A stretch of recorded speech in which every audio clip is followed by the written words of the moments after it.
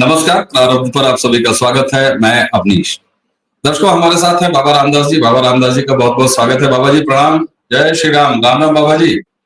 जय श्री राम। जय जय श्री राम जी दर्शकों, फार्मर्स बिल आप सभी को याद होगा। पंजाब के किसानों ने, अभी मैं शुरुआत में उनको किसान ही कह रहा हूं, पंजाब के किसानों ने जिस तरीके से इस पूरी कवायद को आगे से नेतृत्व दिया, यानी कि किसान आंदोलन नाम का एक पूरा सीरीज आप कह सकते हैं, भारत में खड़ा करने का प्रयास किया। हालांकि वो मामला केवल पंजाब तक ही रह गया, लेकिन अब उसके दुष्परिणाम वापस आ रहे हैं जब फार्मर्स बिल वापस ले लिए गए। क्यों लिए थे?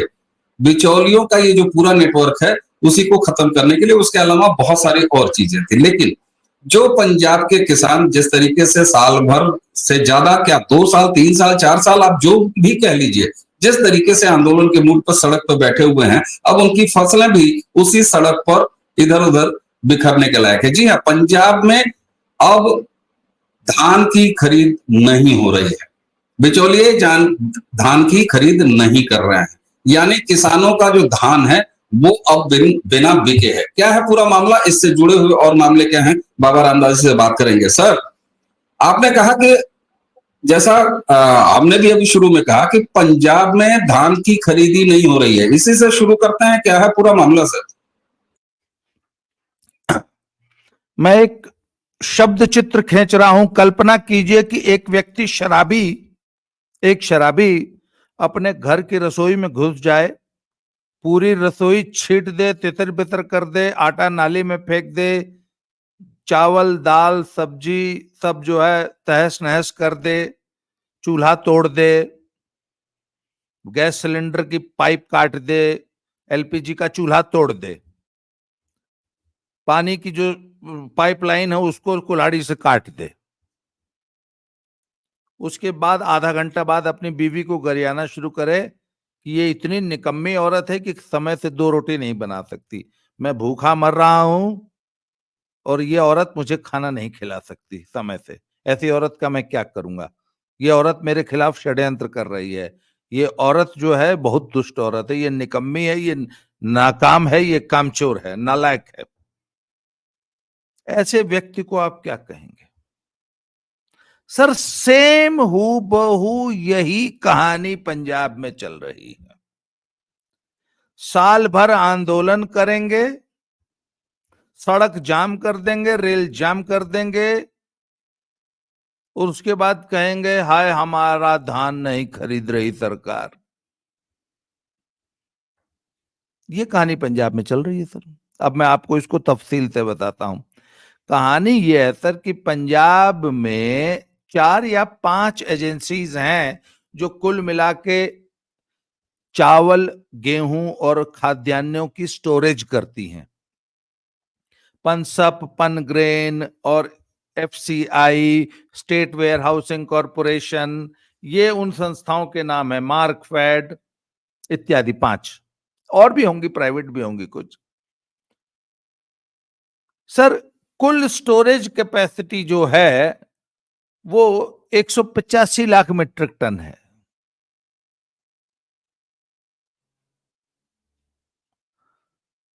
बल्कि इससे कुछ कम ही है। तो फसल धान की एकदम आ चुकी है, मंडियों में आने के लिए इंतजार कर रही है, कट चुकी है फसल। जो थोड़ी बहुत बाकी है वो कट जाएगी। 230 लाख टन धान का कुल उत्पादन होता है, जिसमें से लगभग 185 लाख टन की सरकारी खरीद होती है। 48,000 करोड़, जिसमें से लगभग 35,000 करोड़ केंद्र खरीदती है। केंद्र ने वो 35,000 करोड़ पंजाब सरकार को भेज दिया है कि लो भैया धान खरीद लो। अब पंजाब सरकार धान खरीद करेगी। इनका खरीद का सिस्टम क्या है? अड़तिया खरीदेगा। जो किसान बिल आया था वो इन्होंने फाड़ के फेंक के फाड़ दिया, उसकी बत्ती बनाई। और आपको मालूम है जब किसी कागज की बत्ती बनाई जाती है तो उसका क्या किया जाता है? तो किसान बिल काले कानून की बत्ती बनाकर यथास्थान ले लिया। किसान बिल गया चूल्हे भाड़ में। अब सर अड़तिया कहता है कि मैं तो सिर्फ बिचौलिया हूं, मैं तो खरीदता हूं और आगे दे देता हूं। आगे किसको देते हैं? राइस मिलर्स को, जो कि धान का चावल बनाते हैं, मिलिंग शेलिंग करके। मिलर कहता है कि पिछले साल का ही नहीं उठा है अब तक। आमतौर पे सर, अभी मान लीजिए अक्टूबर में, मैं एक राइस मिलर हूं, अक्टूबर में मैंने धान उठाना शुरू किया, अक्टूबर पूरा धान उठाया, नवंबर से उसकी मिलिंग चालू की, नवंबर, दिसंबर, जनवरी, फरवरी, मार्च, 6 महीने में, 5-6 महीने में 31 मार्च तक पूरा धान अपना उठा के जिससे खरीदा था उसको दे दिया कि आई लो भैया अपनी अमानत संभालो, तुमसे धान लिया था और ये लो अपना चावल। फिर अब सर इस बार वीर जी, प्राजी, पगड़धारी लोग सड़क पे बैठे थे, सारा सिस्टम डिस्टर्ब था। एकमात्र सड़क है पूरे पंजाब में जो देश से कनेक्ट करती है, उस पे पिछले 7 महीने से धरना है। अब सर छोटी कार वाला तो इधर से उधर से घुसा के, है ना, गांव से निकल जाएगा, इधर से निकल जाएगा। 30 टन 40 टन माल लाद के ट्रक थोड़ी ना निकल जाएगा। क्यों? मालगाड़ी भी बंद है। किसान भाई लोगों का पेट सिर्फ रोड जाम करने से नहीं भरता है, मालगाड़ी भी बंद कर दिए। उसके बाद अडानी का जो साइलो है उसके सामने भी धरना है, हर जगह मतलब। और पंजाब में औसतन 150 धरना लगता है रोड पे हर साल। धरना प्रदेश है, इसका नाम बदल देना चाहिए। अब पंजाब का नाम बदल के धरना प्रदेश करना चाहिए, आंदोलन प्रदेश।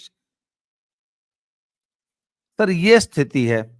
तो राइस मिलर कहता है पिछले साल वाला चावल अब तक नहीं उठा है। 60,000 ट्रक चावल आज भी राइस मिलर्स के पास पड़ा है। क्यों?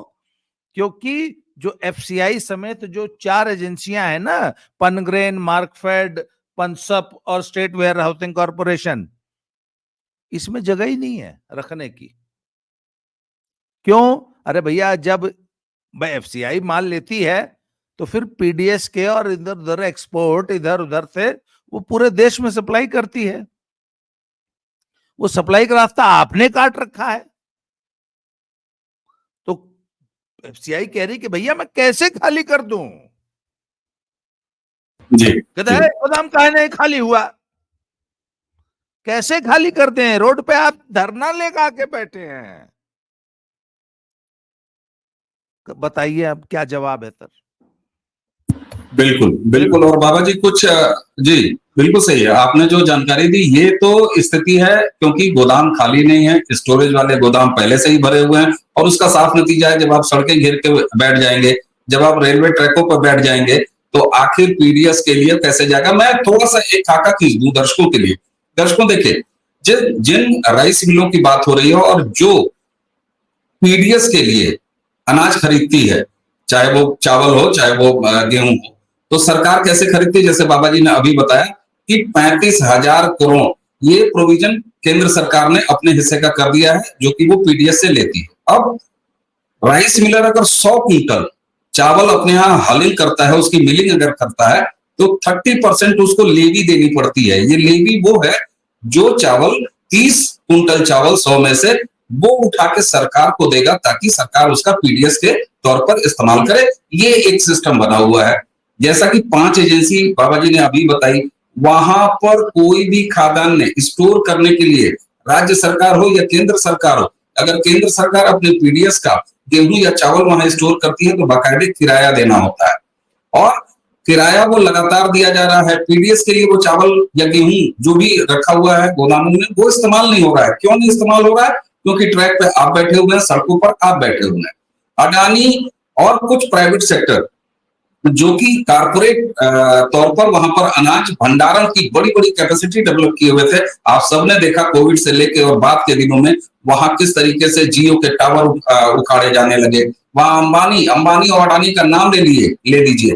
तो मुझे लगता है कि पंजाब के वो सो कॉल्ड किसान जितनी बार दिन में अडानी और अंबानी का नाम लेते हैं दर्शकों, अगर उतना उन्होंने ईश्वर का नाम लिया होता, वाहेगुरु का नाम लिया होता, तो जीवन तर जाता।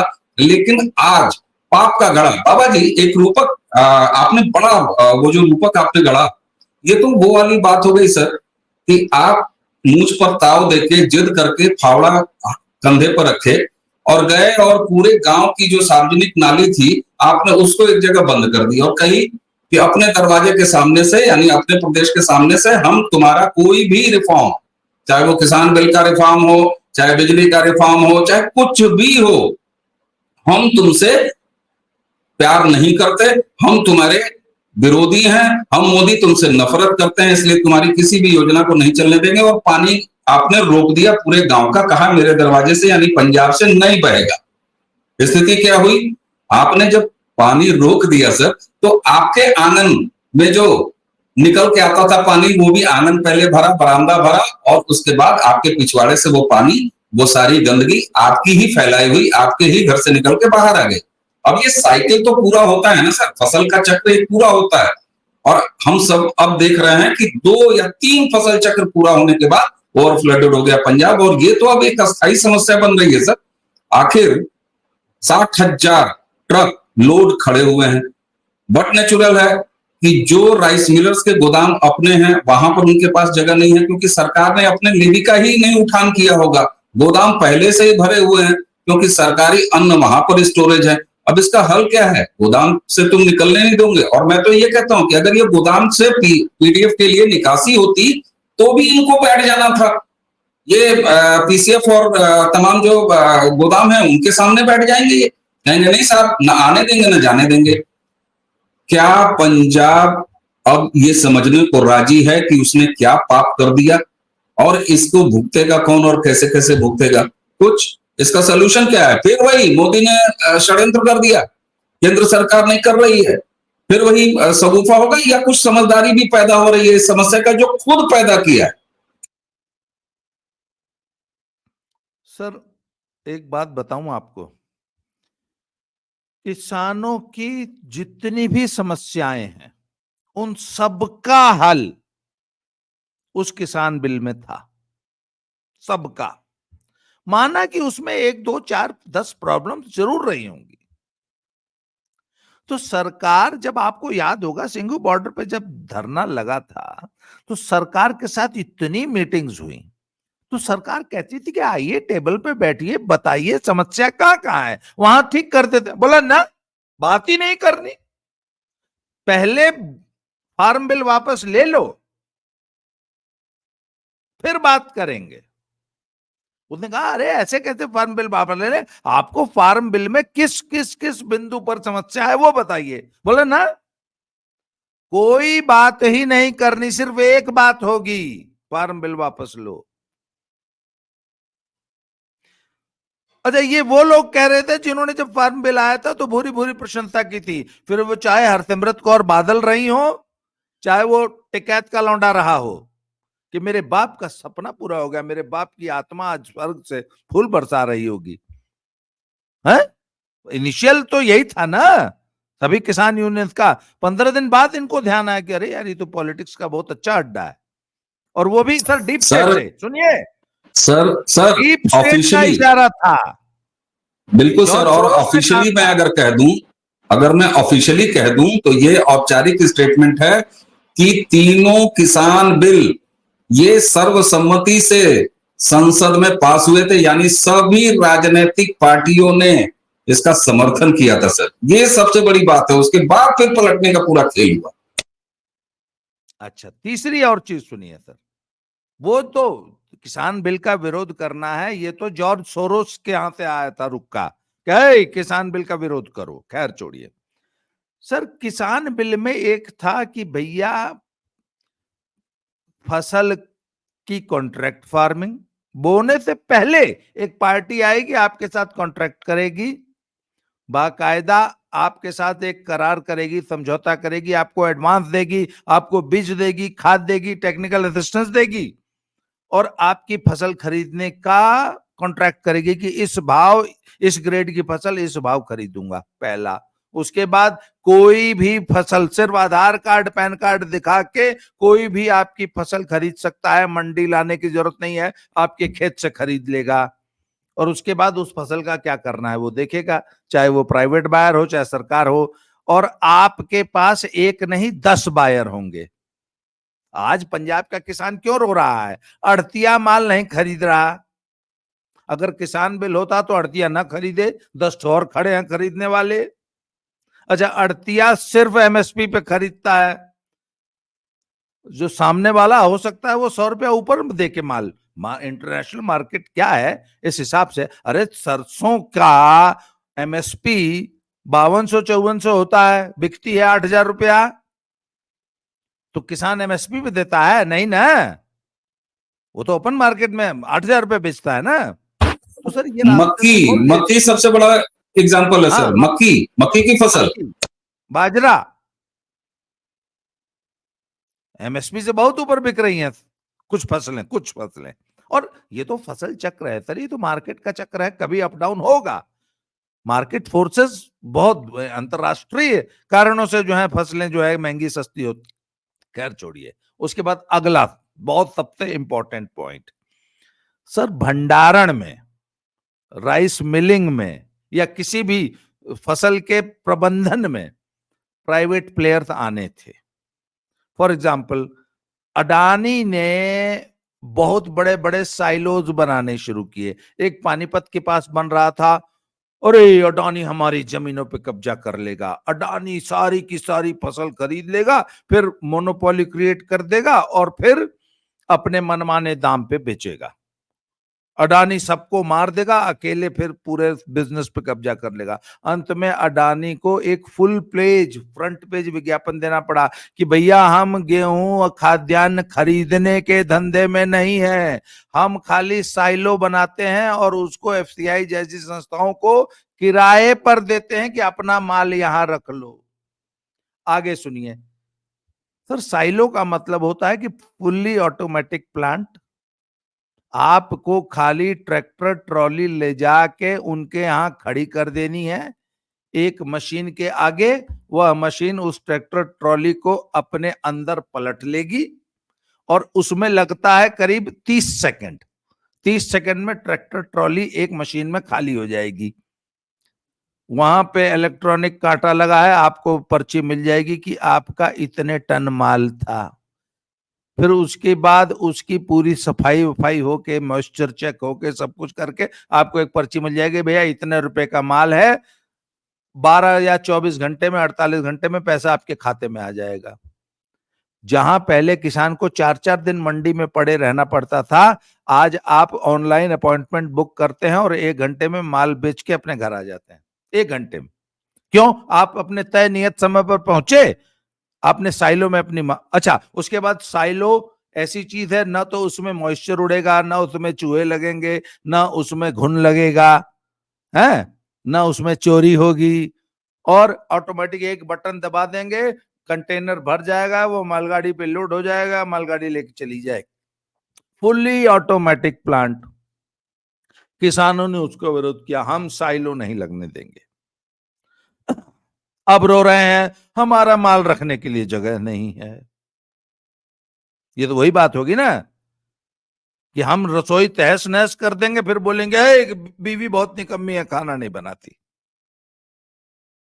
साइलो नहीं लगने देंगे, प्राइवेट प्रोक्योरमेंट होने नहीं देंगे, प्राइवेट प्लेयर आने नहीं देंगे, फिर बोलेंगे हाय हमारा माल कोई खरीद नहीं रहा। जी बिल्कुल।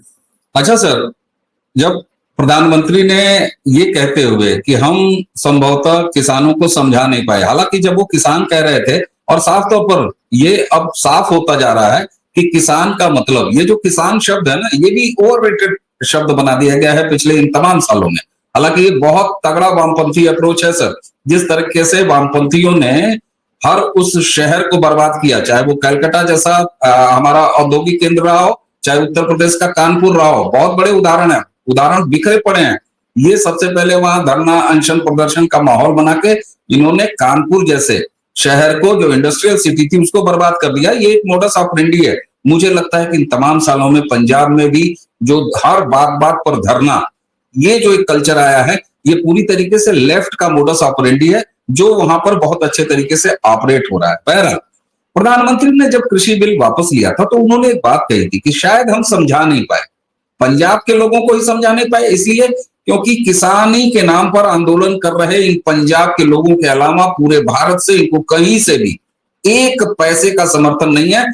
औटाला ये इकैट टिकैट जैसे जो प्रोफेशनल लोग हैं, जो धरनाबाज लोग हैं, वो जरूर इधर उधर, वो तो फिर कहीं भी बैंड बाजा वाले तो कहीं भी पहुंचते हैं सर, सट्टा चाहिए उनको। क्या है, वो तमिलनाडु में पहुंच जाएंगे, वो कश्मीर पहुंच जाएंगे, वो वियतनाम चले जाएंगे, उनका मन करे तो वो हिजबुल्ला के समर्थन में चले जाए, बस सट्टा होना चाहिए।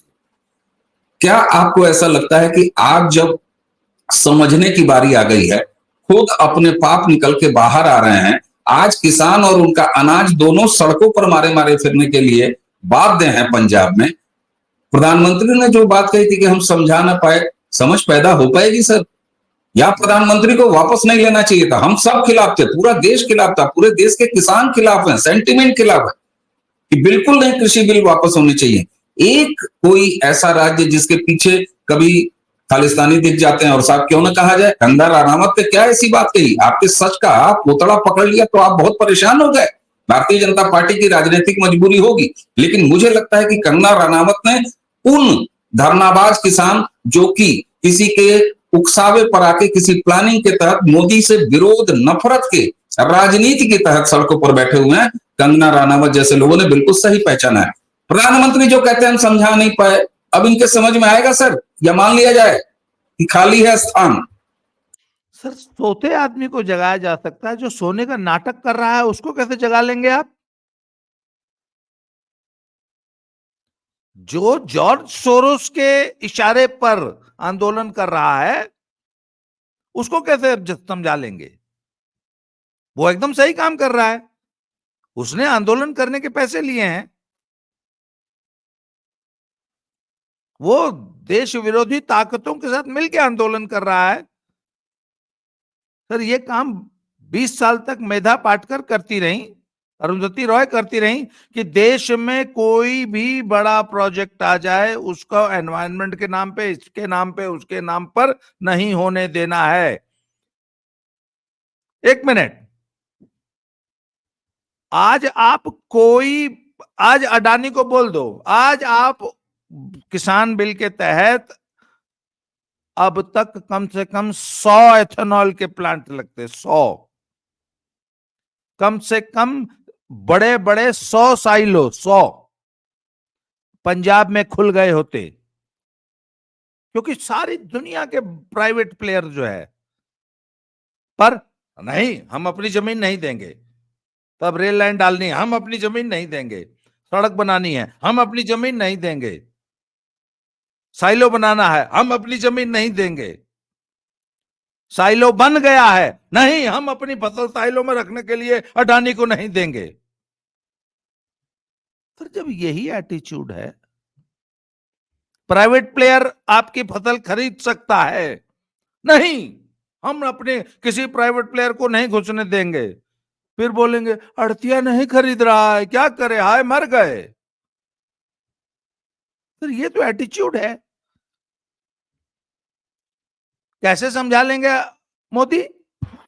बिल्कुल सर, बिल्कुल सर, बिल्कुल सर। और मुझे लगता है कि जिस हाल पर अब पहुंचे हैं पंजाब के लोग, और मैं पंजाब के किसान उनको कतई नहीं कहता हूं सर, जो आड़तियों के फेवर में सड़क पर उतरा हो, जो साफ साफ लग रहा हो आपके पीछे कभी खालिस्तानी टैग लग जाता है, आखिर क्या वजह है भाई? आपकी पहचान, आपके साथ उत्तर प्रदेश का किसान क्यों नहीं है आपके साथ?